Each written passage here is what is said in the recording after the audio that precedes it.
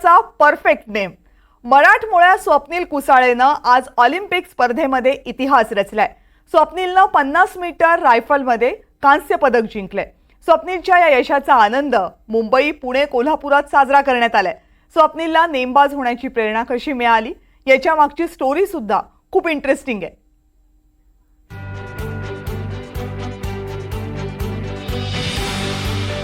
कोल्हापूरच्या पठ्ठ्यानं साता समुद्रापार जाऊन नेम धरला आणि अचूक निशाणा साधला. पॅरिस ऑलिम्पिकमध्ये स्वप्नील कुसाळेनं कांस्य पदक जिंकलंय.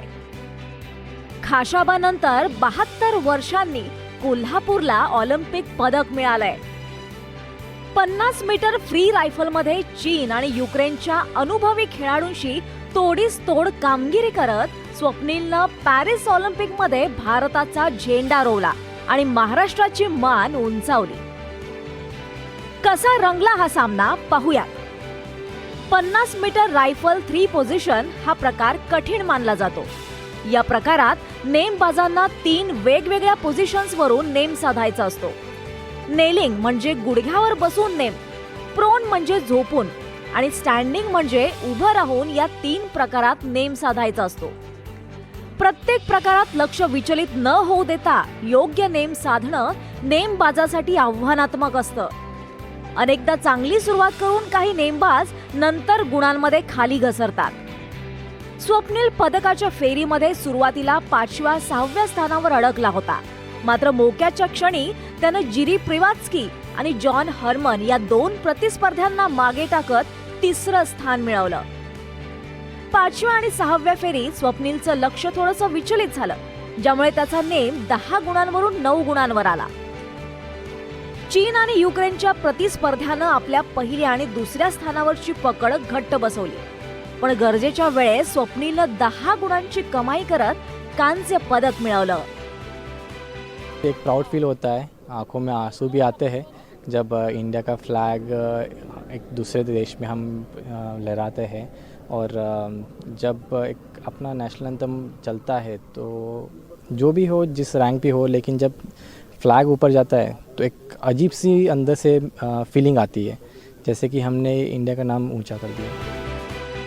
स्वप्नीलची मॅच त्याचे आई वडील कांबळेवाडीतल्या घरी पाहत होते.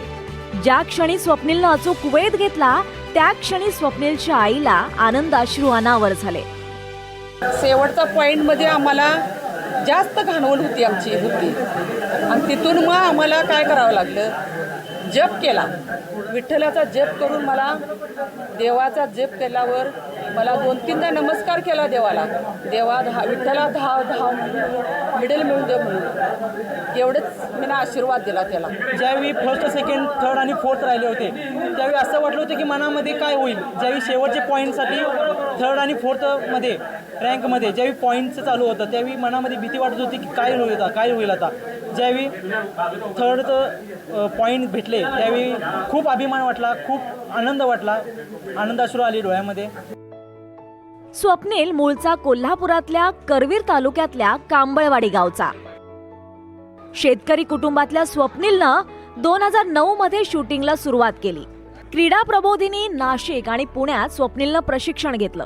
मुंबईत दादर मधल्या सावरकर स्मारकामध्येही स्वप्नीलनं नेमबाजीचं प्रशिक्षण घेतलं. 2008 मध्ये अभिनव बिंद्रानं ऐतिहासिक सुवर्ण पदक जिंकल्यानंतर स्वप्नीलला प्रेरणा मिळाली. अभिनव बिंद्राची मॅच पाहण्यासाठी स्वप्नीलनं 12वीचा पेपरही बुडवला होता. नेमबाजी मधले कोच विश्वजित शिंदे यांनी स्वप्नीलला प्रशिक्षण दिलंय. स्वप्नीलनं कांस्य पदक जिंकताच दादरच्या स्वातंत्र्यवीर स्मारकातही जोरदार जल्लोष करण्यात आला. बहुत बहुत खुशी हो रही है. मेरा बच्चा आज ओलंपिक का मेडल मिला. हमारा महाराष्ट्र का क्रीड़ा प्रबोधनी में उसका जन्म हुआ. मैं बता नहीं सकता, इतना सुख मिल रहा है कि हमारे नासिक क्रीड़ा प्रबोधनी, पूना, महाराष्ट्र का गवर्नमेंट का इतना शूटिंग रेंज, ये सिर्फ पैदा हुआ था ओलंपिक का मेडल लाने के लिए. आज उस सब की खुशी मिल रही है. हम कोचिस को तो हमारा बच्चा है, उसका जीतना तो हमारे लिए सबसे सुखमय है. बहुत बहुत आनंद हो रहा है. स्वप्नीलच्या आयुष्यात आणखी एक हिरो आहे. त्या हिरोचं नाव MS धोनी. धोनी रेल्वेमध्ये TC होता, तसाच स्वप्नीलही रेल्वेमध्ये TC आहे. धोनीवरचा सिनेमा स्वप्नीलनं अनेक वेळा पाहिलाय. शांत, संयमी आणि कॅप्टन कूल धोनीकडून प्रेरणा मिळाल्याचं स्वप्नील सांगतो. म्हणूनच स्वप्नील ऐन मोक्याच्या वेळी अत्यंत शांत, संयमी राहिला आणि कांस्य पदकावर नाव कोरत इतिहास घडवला. कोल्हापूरहून विशाल पुजारीसह bureau report, NDTV Marathi, Mumbai.